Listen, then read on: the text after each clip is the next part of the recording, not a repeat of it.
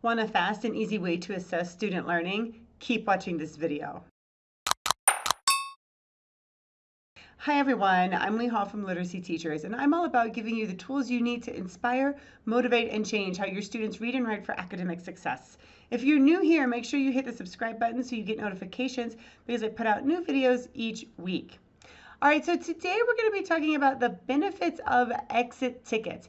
You've probably heard about exit tickets. You've likely used them before, but we're going to be thinking about the different ways that you can use them and the different benefits that they can have for your students. Now, on a basic level, exit tickets help you do a quick assessment of students' thinking at that moment, all right? And exit tickets are a form of formative assessment.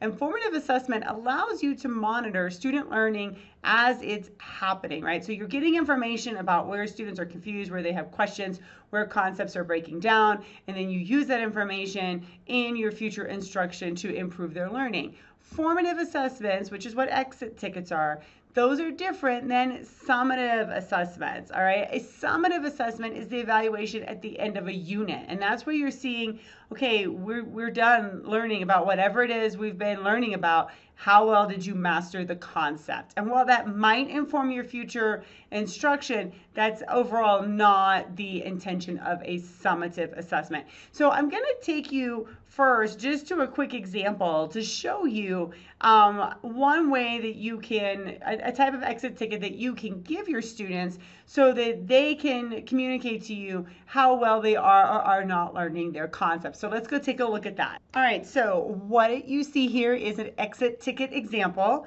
And while the prompt for this is pretty long, it's something that you can see students can respond to very quickly. You give them, an index card, sticky note, piece of paper, whatever, and they can simply jot down a number because all they're doing here is rating their perceived proficiency on the concept. And you'll notice I wrote this very generically. I wrote, rate your understanding of what we learned today. You'd want to replace that, rate your understanding of, and then put that specific concept in there so that you can direct their attention to what it is you want them to rate themselves on. So again, these ratings are also, you can change this, right? I have it on a scale of 0 to 3.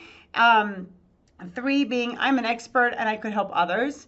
2, I have a good grasp of the concepts, but I've got some questions. I'm not necessarily somebody that should be off helping other people.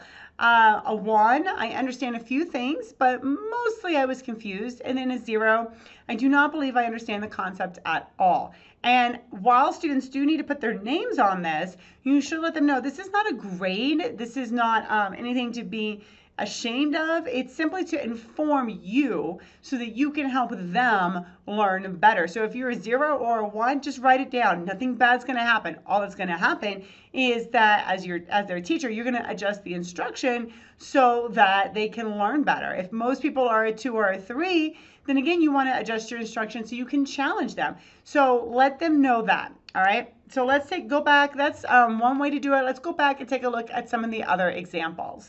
All right, so 3 other things you can have students do with exit tickets. You can have them analyze their actions. So for example, thinking about how motivated were you to work today? And you don't have to say how motivated were you to do the work, but you can replace work with something specific. How motivated were you to read a specific text?